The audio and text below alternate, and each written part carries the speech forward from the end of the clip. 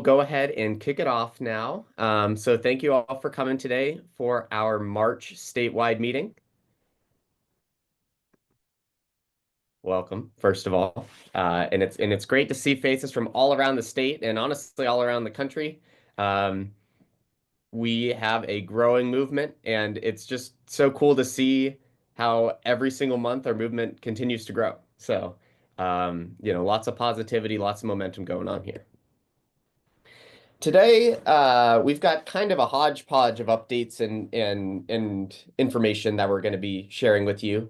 But our biggest topic is a recap of our advocacy from the past month because we have been busy.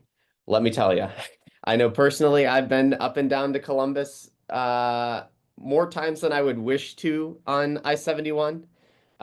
The Hell is Real sign is now ingrained in my brain.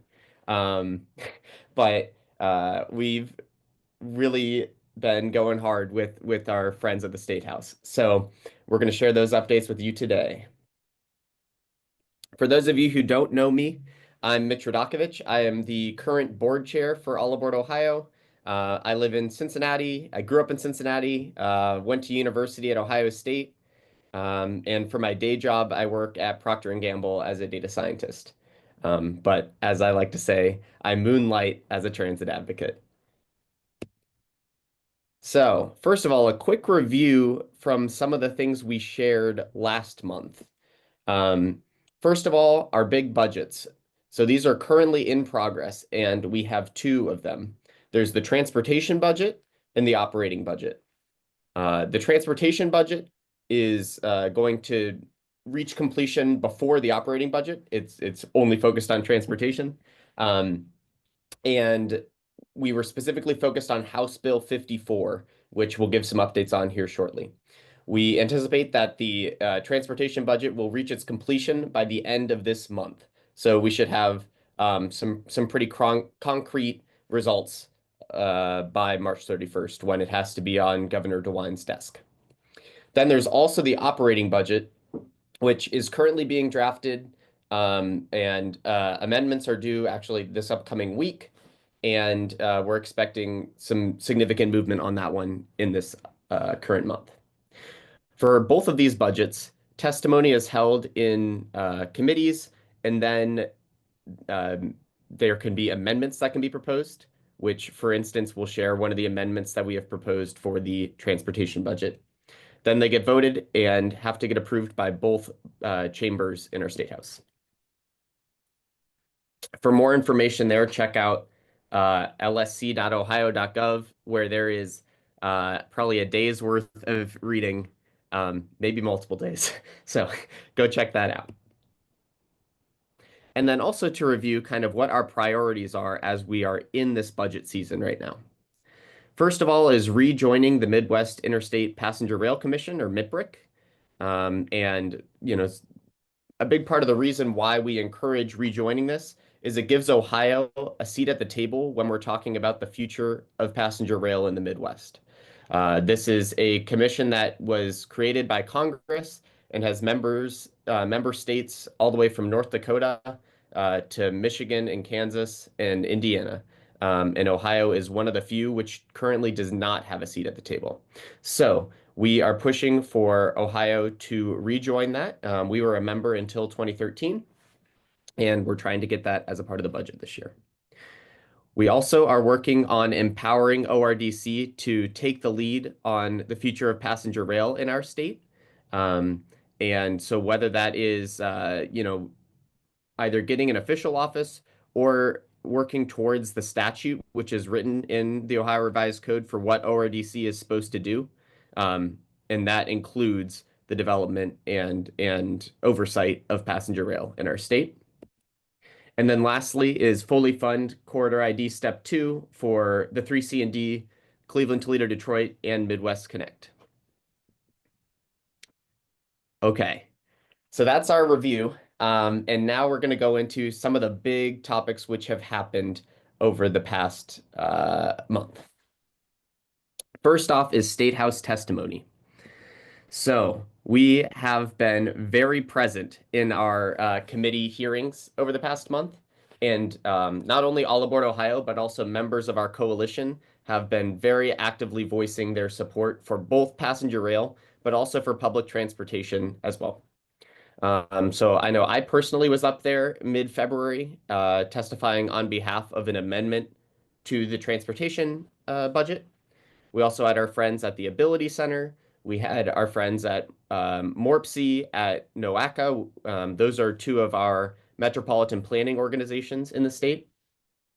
And then we've also had a variety of other partners from our coalition that have shared the importance not only of rejoining MIPRIC, but also of making sure that we have funding for phase two and that ORDC is empowered to really lead the way there. I want to give a little bit of a view into what the testimony process was like. So first of all, and so I'll talk specifically on my experience, but no, everybody's experiences are slightly different, but they all will kind of follow this guide. So first, you prepare your written remarks in advance. For me, this meant John and I sitting down and thinking about, first of all, what are our goals that we want to communicate? And then what are the words that we can best use to get those goals across the finish line, right? We want to be sharing a message that's going to spark good questions from our legislators. We want to share a message that's going to empower them to do what we're asking them to do. So we write that out, and then we coordinate with the committee chair to actually schedule the testimony. So they have a committee schedule that's available to the public on the internet, and we work to get logged into one of those slots. Then you drive to Columbus and you give your speech. Uh, I will say I was a little nervous going into it. You can read my thoughts in full on a blog post on our website. But once you're actually in the room, you realize all these people are just people, like just like me. And so that kind of makes it a little bit more approachable, and you can think of it more like a conversation with them. You're trying to share something, and they're going to have an opportunity to respond. So it made it a little bit smoother in terms of the public speaking. After you've done your speech, though, there's an opportunity for questions and comments from members of the committee. And I want to share a couple of the questions that we got, as well as a really, really cool comment that was received as a part of my testimony. So one of the first questions that we got was, why did we leave MIPRIC to start? And this is where you have to practice your answering abilities, because we know that there's lots of different answers that you could give to this. Our answer right now that we're going with is, at this point in time, that was after the previous 3C and D proposal had been canceled. The view was that this wasn't a possibility in terms of the federal funding at that point. And so generally people didn't have the view that there would be value coming from it. Now, we all know that we've missed out on a tremendous amount of value by not having a seat at the table. And that was kind of what I shared. So I said, this is why we did, but here's the results. Here's the ramifications of why we left, right? You kind of have to turn their question on its head to, again, hammer forward what our point is. And you know that we kind of get this question as folks are trying to pick our argument apart. You're essentially in a speech and debate kind of situation there. Now, we also got lots of positive and questions that we could very easily use to push our message forward. One of those was, what are good things you learned at the MIPRIC conference? So as a part of my testimony, I shared that I was able to attend last year. And so I shared some of the things that I had heard from other, especially, fiscally conservative states. And then also I learned about some of the projects that are going on in other states. So for instance, I shared that the state of Missouri has been seeing so much economic benefits from their passenger rail that they have increased funding in their budget the past three budget cycles for them. Now, this is a state that's just as fiscally conservative as our state, but they have been able to be convinced by the numbers that this is a good thing for them. Another question that we got was, what is the estimated cost for the corridor ID projects? And so this is one where we also have to be cautious, right? Because we don't want to put a set number when it hasn't been officially calculated. So our answer there is, we anticipate it to be a significant amount of money, but we know that those costs are going to be determined as a part of the studies in the Corridor ID program, and that's a part of why it's so important for us to move forward with those studies, right? Um, and so it provides an incentive for us getting that funding from the state. One of the best comments that I received as a part of my testimony came from Representative Daniels from New Franklin. He's the vice chair of the House Transportation Committee. And what he said that day was, I didn't quite know where he was going when he started, right? So he said, 10 years ago, this was seen as a dead on arrival idea. It seemed illogical. And 10 years ago, I felt the same way. But post-COVID, our lives are so much more mobile. Sitting on the train for a trip which may be longer than driving now makes sense as you can use that time for productivity. Now, I don't necessarily agree with the view from 10 years ago. However, what's so exciting about this comment is this is one of our public leaders who's willing to say that his mind has been changed in favor of what we're pushing for.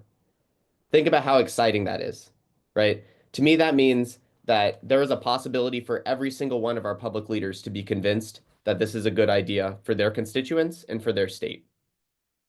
So keep that in mind. And I think that that should bring a tremendous amount of hope to every single one of us as advocates, is that even when it seems like we're talking to folks who aren't listening to us, they are, and there is a chance that we can change their minds, right? And also getting to have people who are willing to speak out like this means that other people who are their colleagues are going to be listening and are going to be considering, maybe I should rethink this issue. So lots of hope there. So that was one of our big things was testimonies. And again, actually, John Esterly, our executive director, also gave testimony. Another big task that we had was our Passenger Rail Day of Advocacy, which just happened this past month. Or not this past month, this past week. We were up there on Wednesday. So our goals going into this, first of all, was to engage specific legislators. And we were focusing on a couple of core areas because while we did have a lot of people up there, we knew it wouldn't be possible to reach out to all 130 senators and representatives. So we wanted to focus on where can we maximize our impact during this day. And so we focused on party leadership, so leaders in both the House and the Senate, and for both the Democrats and the Republicans. We also looked at new members, so any of our freshman members in either the House or the Senate we reached out to, and then also members of the Finance and Transportation Committees. The reason we focused on these two is because they generally are the committees where our issues are being brought up and voted on, at least to start. So we want to make sure that every single one of these folks are aware of our issues, of our asks, are up to date on the movement for passenger rail, and then also are able to ask their questions, provide their comments, and, in my opinion, most importantly, share their concerns. Because if we provide them with a forum to share what they're concerned about, then we can also anticipate what their concerns are going to be when we're in the public forum, and we can be prepared with answers, right? Having a dialogue is the most important thing that we can do because it means when you're doing a dialogue, yes, both people are talking, but ideally both people are listening as well. And so us listening to their concerns makes it more likely for them to listen to our message. So this was the coalition that we had, and let me tell you, it was a fantastic group that we had up there. I saw a comment earlier. So NOACA was present here, and I think actually we've got Andrew from NOACA on the call now. So thanks for being there, Andrew. We had a great team, and we had representation from our city partners, obviously from all aboard Ohio, from our friends in labor with the BLET and with SMART. We had other advocates like Transit Columbus and folks from the Ability Center, and we even had representation from the business community with a partner from First Financial Bank who's been quite involved in Hamilton, Ohio. And then lastly, of course, we had our friends at Amtrak who were there too. So this was our team, and over the course of the day, our team of dozens of volunteers met with 54 senators and representatives over the course of the day. We had some extremely productive conversations, a lot of positivity, but we also were able to hear concerns and were able to share, some additional information that may not have been available to them as they created those concerns in their minds. We were bringing awareness, and lastly, and potentially also most importantly, tracking the support. So we know that this is just the beginning. And so as we talk with each and every one of these representatives and senators, we're keeping track of where do they stand? Is this somebody who's going to be willing to go and speak on the floor on our behalf? Or is this somebody who might need a couple of extra coffee conversations to really get them excited and on board? We also focus on which issues will be the most important to each and every one of these folks, right? If this is somebody who has a district that's going to have a stop, okay, we have one very specific message track for them. But if this is somebody whose district is not going to have a stop, we have to have a very different approach, right? We need to think about what are the economic benefits to their region? What are the why should they care? What benefits does this bring to their constituents? And so we have to kind of change our messaging track on that front. But again, very successful day, and we have even follow-ups that we're going to bring as a result. One of the coolest things that we did as a part of our advocacy day was our literature. So we had a 16-page advocacy booklet prepared by our communications team, and especially by our lead designer, Ryan Pico, did an incredible job on this. And I'll remind you, this was all volunteer. We got this for free. This is a booklet that we had prepared and shared with every single one of our legislators and all of their aides and stuff as well.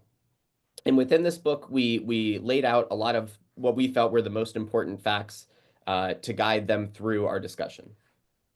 So first off is we shared what our routes are, right? What are the corridor ID program routes that we're talking about right now? And what's our general view for passenger rail in Ohio? So we love this map. If you like this map, check out our store, allaboardohio.org. You can get a poster. It looks great on a wall, let me tell you. But we share who the sponsors are, who the industry partners are that are helping with the planning, and some information on why each of those routes is important. Additionally, I think this is one of the coolest features that we have in this book. On our website, for a couple of months now, we've had a place where folks can enter in why passenger rail is important to them. And what's so cool and what I'm so proud of from our organization is anytime we get input from a member of the public or specifically a member of our organization, we are recording it and we're going to use that. Like it's not just going to a spreadsheet that's never going to get read. We are reading every single one of them. And so we took 4 of our favorites that we saw and we turned them into this booklet. And so these are actual members from all aboard Ohio sharing what matters to them for passenger rail. And so the examples we gave was a father, a grandmother, a student, and a business owner. And some of these, just by putting faces to our movement, it really can help to drive that emotional appeal for the representatives. And we saw some pretty incredible impact as a result of that. It's a Mitch, lot. can I just add in on this? I think my favorite of the 4 was probably the businessman who started his comment with, "I'm never going to ride this service." But the reason I support it is because I have businesses here in Cincinnati and it's going to get people to Cincinnati. So I think this is a good idea. I thought that really resonated with the audience we were talking to. Absolutely. Yeah. So my comment there is please stay engaged with us on our website, stay engaged with us on our social media. Anything you say, we are listening and we're probably going to use it. So, please share. The next thing we showed was the incredible economic impact uh, that we project for our state. A lot of this is also a result of some of our friends in other states. So, for instance, we share some of the successes of Missouri and North Carolina. And this also definitely, opens some eyes when we get the initial pushback. Oh, this is going to be expensive. What's going to be the result? We say, oh, turn to page 11 of this booklet. How about you take 30 seconds and have a read on these numbers, and then let's have the conversation. And it's a vastly different conversation because it's very hard to say 230 million plus is not a good thing for the state of Ohio. Then we round off our booklet with what our asks are, what the steps are that we are basically our call to action to the individual representatives. And it really helped us to kind of drive the conversation. So from that, then let's talk about what worked with our pitch, right? What did we find was the most receptive things that we got from the representatives? First of all, using those visual aids to drive our message, so helpful. Uh, Maps rock. I know we all know that, but like being able to say, "Hey, Mr. Representative, like here is the city in your district that is going to get a station." They look at that and they say, "Oh yeah, wow, that is directly impacting me." We also had a separate aid that we had, which shows all of the different districts and directly lists out each and every one of the representatives by name who have a district that has the line going through that. Again, very hard to say this is not a good thing for my district when your name is listed as a beneficiary of this line. So you're almost kind of you've got to guide the discussion in a way that's going to make them be thinking positively. Another really important thing though is keeping it casual, right?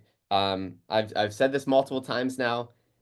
When you walk into the room, it does seem like there's a power imbalance a lot of the time, but you have to remember, I'm a person, they're a person. Not only that, there really shouldn't be a power imbalance because yes, they're in a position of leadership, but they're in a position of leadership which, at least in theory, was determined by the people, right? They should be dependent or they should be reliant on the opinions of their constituents and of the people of Ohio who are coming to tell them, what's important. And so making sure that you are having a conversation, you're not sitting there begging them for something. You're telling them what you are bringing for them. They're going to tell, or you also tell them what they need to bring for you, and then you go from there. And generally, it's a lot harder for somebody to be a jerk and to really utilize that inherent power imbalance that our society has placed. It's a lot harder for them to abuse that when you are driving it as a conversation. And because of that, I'll tell you, we saw some remarkable results as a result of that. So once we had our 54 meetings, we then moved into our reception. So at the reception, we had well above 100 folks in attendance, both members of our coalition, but then also legislators and their aides. And I want to take a moment to also point out the importance of the aides, right? So there is a tremendous amount of work that's being done in each and every one of these offices, right? And for instance, for the representatives, they have a single staff member. So if the representative is busy in committee all day, who's doing all the work? The staff member. And so being able to talk just as much with those aides as with the legislators means you kind of have double the impact because they're going to have potentially a significant seat at the table as the conversations are being had between the staff member and the aide. So some of the best questions that I got came from the aides at the reception. We had conversations lasting over 2 hours in the museum gallery of the Statehouse, and we had folks ranging from all aboard Ohio members to the executive director of MORPC to Senate leadership, all mingling together, and even students from Ohio State. It was open to the public, and we had a great public reception as well. So with all of that in mind and all of the work that we put in, I now want to share some really exciting news tidbits that have come up in the past couple of weeks. First off, the transportation budget has passed the House. And not only has it passed the House, but it has passed the House, including the Miprick Amendment. So that is the direct result of all of the hard work that our team has put in. It's the direct result of the testimony that we've provided. It's the direct result of the partnerships that we have in our coalition who have also spoken in favor. And it's also the direct result of all of the work our members have put in to be sure that their representatives are representing them. So thank you Mitch, to I everyone. would I would Yeah. also jump in and say that not only did it pass committee, and not only did it pass the House with that amendment, it passed both the committee and the House unanimously. And that sends a big message to the upper chamber in the Senate, where, those of us that were advocating to the senators on Wednesday were able to say, hey, listen, there is nothing controversial in this. Just pass the bill as it passed the House and send it on back. So it really puts us in an incredible position for advocacy when it was, again, unanimously passed out of both committee and on the House floor. Yes, absolutely. Thanks, John. And so, yes, with the unanimous passing, now it goes on to the Senate for a vote there here, hopefully in the next couple of weeks. And the goal is for it to be completed by the end of March. Another huge update is we have the endorsement of the Ohio Chamber of Commerce for both the Corridor ID program and passenger rail as a whole. It's our understanding that this is the first time that the Chamber of Commerce has endorsed passenger rail in the past 50 years. And we have the direct quote from their rail representative at the Transportation Committee that they encourage the funding of all three of our main Corridor ID program routes in Ohio.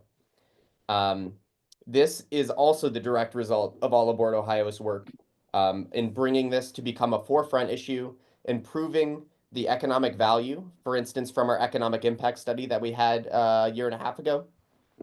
And let me tell you, the business community is listening. And in a couple of slides, I'll talk about how we want to harness that to not only drive our movement, but also to help build up our organization. Next, step 2 funding.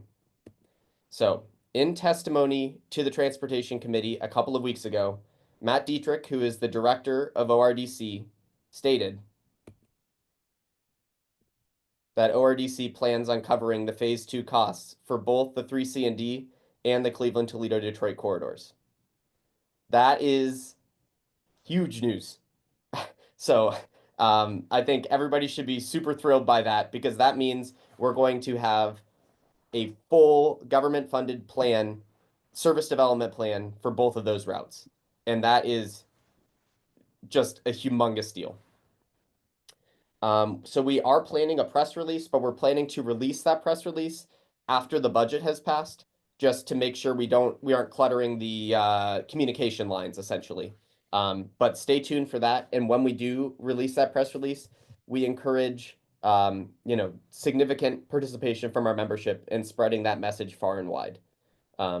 I'll say we are also working on making sure our press list is as robust as possible to pass this forward. So in summary, our advocacy is working. We are driven to keep the momentum going throughout 2025 and beyond. And none of this is possible without the hard work of every single one of you, and also the hard work of our staff, and also the funds that we have, right? We spent thousands of dollars on our advocacy day. A lot of that money came in from a lot of our coalition partners, but there was a funding aspect from All Aboard Ohio. So I encourage everybody to become a paying member and also to consider donating to help keep our mission going forward. So now we go into what's next, because it is in fact only March. It feels like it has been more than 2 months in 2025, let me tell you. But we still have 10 to go. So I want to walk through a couple of the different strategies that we're thinking for the upcoming months. First off is our fundraising strategy, because we want to continue to grow and we want to harness some of these incredible updates that we've had over the past couple of months. First off is business involvement. So our goal is to get 1,000 small businesses across the state at a minimum signing on. And we know it's a really tough time for small businesses right now. So even if that financial involvement is $5 to pay for a window cling that we can put in their window, um, that's enough. Our real goal for that is to have this list of 1,000 small businesses that we can bring and show, look at the support that we have all across the state. Our ideal as well would be to have at least one small business in every district, so every House and Senate district, and as well one in every county in Ohio, because that really drives that message that this is a complete state issue, not just a city issue. But we do understand again that they are not going to be the biggest chunk of money that we can possibly bring forward. So we also want to focus on our large institutions across the state. We believe that we are doing work which will directly benefit some of the largest businesses in the country, right? We have dozens of Fortune 500 companies in the state of Ohio, and all of those companies are going to benefit from our state moving forward in the transportation side. It's going to benefit corporations, hospitals, universities, sports teams, etc. And so we want to make sure that they're aware of all the work and money that we're spending to make this happen. And we want to request for their support in return. So our development committee on the board is working hard to prepare a plan for what the fundraising and business involvement strategy should look like. And we plan on rolling that out quite shortly. And we're going to need the help of our membership there. Next up, speaking of membership, is our membership strategy. So we want to put an emphasis on growth for our membership, not only because having a robust membership list really does, open the ears of some of our leaders in politics, but also because it means we can have more grassroots advocacy work and get out in front of the general public. We want to put a focus on our chapters, remembering that as we raise more money, we also are able to provide more resources to our chapters to do cool stuff. And that definitely is a goal here going forward, to actually have budgets available for each of our chapters to go out, pay for tables at events, to go and do cool field trips, to have food at their chapter meetings, etc. Additionally, we're putting a focus on university sub-chapters this year. So we're going to pilot one with Ohio State. We think we've got a leader identified there who's going to work in their city planning, their sustainability communities to get our university students involved. One idea that we have is to show up on the campus quad with a map, with this map, and then have a whiteboard. And on the whiteboard, it just says, would this improve your life? Yes, no. Have whiteboard markers and people can check which side, and then let the discussion go from there, right? We want to make it be as approachable as possible with essentially no barrier to entry for every single citizen of Ohio to get involved. Lastly, we want to provide an abundance of volunteer opportunities for every person to be able to, use their skills to the utmost. These volunteer opportunities do not have to be going and talking in public. We want to have more opportunities for our research committee. For instance, we had lots of our research leaders here were doing research for us as we went into Advocacy Day on what are the issues that each of these representatives care about most, and we were able to tailor our advocacy as a result of our research committee's work. Lastly is advocacy strategy. We do need you. And we are currently working on a way to make it be as easy as possible for our members to do advocacy. Soon, within the next probably month or so, we will be releasing an advocacy guide, which we will frequently update with the up-to-date needs that we have from our membership. So what should you be talking to your state representatives? What should you be talking to your national legislators? What should you be talking to your city council members? We will update it on this single document, and it'll be available to all of our membership to, at any point when you're feeling motivated to go and do action, that is where you'll go. It also makes it easier on us in leadership because I struggle with being able to respond to everybody's emails all the time. And I know that John and the team feel the same, just because we're planning all kinds of things. And so if we can kind of streamline the communication signal for what advocacy to do, we'll point everybody in this direction, and it should really help us out. And the end goal of this is for All Aboard Ohio to become an advocacy powerhouse. We want it to be where if we have an issue that we need our legislators to hear about, we can reach out to our membership and we can have 100 emails or 100 phone calls just like that. And we truly believe in y'all that we can get that to happen. So now to wrap up before we go into questions, I have a few announcements from across the state. Let me see here. I just want to get prepared. Okay. So first off, in Southwest Ohio, as many of you may know, I've been leading the Southwest chapter for about 2 years now, and that has become unsustainable with also leading the statewide. So we have two volunteers who have stepped forward to be our new leads down in Southwest Ohio. We have Andrew Hesch and Ryan Minnick, who are going to partner up and make sure we keep the momentum rolling down there. Continue to find cool opportunities for our members to get involved down in Southwest Ohio. And I will say I am so excited and I'm 100% on board with their leadership down there. Speaking of Southwest Ohio, we do have a volunteer opportunity, kind of piloting our new strategy here. So we are working with our communications team to make sure we have the best presence as possible at our Lakota West Train Show. And we are looking for volunteers both from our Cincinnati and our Dayton chapters. We think it's a really good opportunity for folks to get to know each other in person. And because it's at Lakota West, which is a community pretty much directly between the two cities, we think it's a great opportunity for folks to get involved. It's on March 15th from 10 a.m. to 3 p.m. If you're interested in volunteering, you do not have to be there the whole time. You can even show up for an hour or two, and your admission will be paid for by All Aboard Ohio. So you can also get to go and explore the event as well. So again, calling our Dayton and Cincy chapters there. Additionally, mark your calendars. Our 2025 annual meeting will be held in Columbus again. I know historically we have bounced the meeting across the state.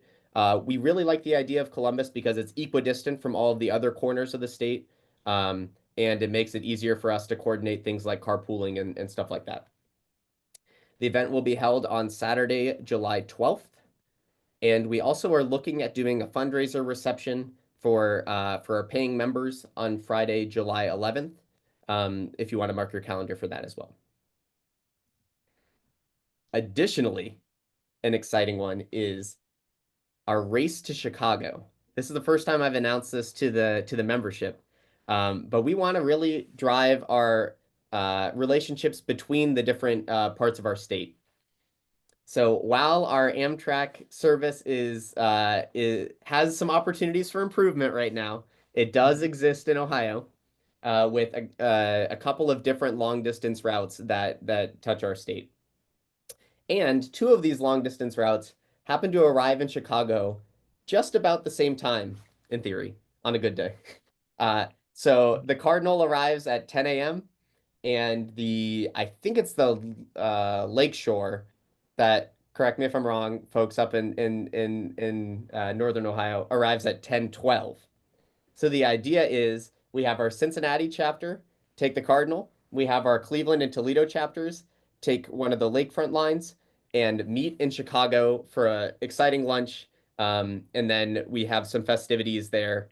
And then depending on folks' schedules, you can either stay for a couple of days to not do two train rides at once, or if you're crazy like me, you can take the return trip and do the 27-hour torture session that Southwest Ohio did last year as well.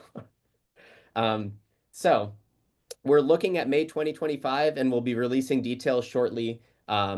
And we're also working with Amtrak to have a direct partnership there, where we might be able to get some cool experiences additionally. So again, the question is which train arrives to Chicago first?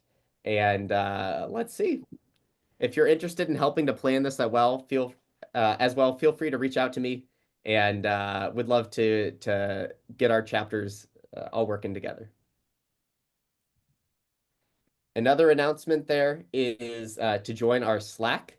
So this is our kind of frequent communication channel. Yes, we've got our excellent newsletter that we share over email, but we also love to share updates more frequently on our Slack channel. We will include this in our upcoming e-newsletter as well. And then actually, I will also share the link in the chat here if folks want to click on the link to join it. If you're not familiar with Slack, also feel free to reach out to me or any of our board members, and we can help to get you set up with getting on there. Lots of cool information and also lots of cool discussion that people have. We have a question and answers page. We have a page where we share local news updates, etc. So recommend getting on there. And then lastly, I wanted to take a bit of time to share some remembrance for a couple of our longtime All Aboard Ohio members who have recently passed away. So first off, I wanted to remember David Schreiner. Right. Yes. David was a resident of Millersburg, Ohio, and he passed away back at the beginning of February. He was born in Akron, and at age 1, his family moved from Wadsworth to Killbrook, which I'm not familiar with. But he ended up graduating from West Holmes High School in the class of 1965. He was an active member in All Aboard Ohio, and I know that he served as treasurer for 4 years and was also a member of the Rail Passengers Association. He was also very active at Ohio State and established an endowment fund for family and consumer sciences education scholarship. So he was an active member of our community, and I know that he touched many of our members, and I know that he will be missed. So wanted to make sure that we remember him here. Thank you. Additionally, we want to remember Michael Connor, who, first of all, this is such an awesome picture. I love this picture. Michael passed away at the end of February. He was a resident of Dover, Ohio, and he was a husband, a father, and a veteran. And his obituary states that he'll be remembered for his decades of joyful work in the railroad industry and his encyclopedic knowledge of railroads and railroad history. And then additionally, his interest in preserving the industry and its history for future generations. He was an active railroader. He clerked for the Buffalo Creek Railroad and the Erie-Lackawanna through his Army service. And then he ended up being the executive vice president of the Ohio Central Railroad System and spent his time working on what he loved, which was the railroad. He was also an active member and past president of the Ohio Railroad Association, co-founder of the Buffalo Cattaraugus and Jamestown Scenic Railway Company, and a member and officer of, this is in the obituary, too many other railroad and railroad historical societies to count. And he was, again, an active member in our organization as well. So for both David and Michael, again, want to spend some time to remember them, to really celebrate their work and their lives and their presence in our organization, and know that they will be missed by many of our members. Just to add on to that, Mitch, as far as Dave Schreiner is concerned, for those of you who knew him, I got a phone call from my dad, and he said, "Hey, I was good friends with Dave in college. I had no idea he was involved in All Aboard Ohio until I read his obituary." So he knew him well as well through college and the School of Agriculture at Ohio State. So for those of you who knew him, please know my dad was also a friend with him and is missing him as well. Yeah, well, let me throw something in here. Thanks, I knew Bill. Dave personally from my time at All Aboard Ohio, and he was very supportive and generous in his contributions of time, money, and talent. His wife Donna also was our treasurer for a while, or secretary, and so I have fond memories of Dave. You know, really quite a guy. And also, I want to say thanks to Mitch here for honoring these people who served for so long, particularly in times when it wasn't so bright for passenger rail in Ohio. I myself am a fossil. I go back to the early days of All Aboard Ohio, and I can tell you it was extremely daunting at times, but we persevered, and it's good to see the innovative leadership that we see here now. This is exactly what we need, and so kudos to you, Mitch, and the team. I support you fully and look forward to participating with you in the future. Awesome. Yes, Paul. Yeah, I knew Mike Connor somewhat, and um, among other things, his efforts with the Ohio Central came close, maybe close to getting commuter service in the Columbus area over the Ohio Central. Jerry Jacobson amazingly was on board with it. Matter of fact, they had equipment arranged, and the state put the brakes on him and said, "Whoa, we got to do studies." And because Jerry was lining up equipment, he was planning on starting service between Newark and Columbus. So yeah, Mike was definitely on board. Mm-hmm. Thanks for sharing, Paul.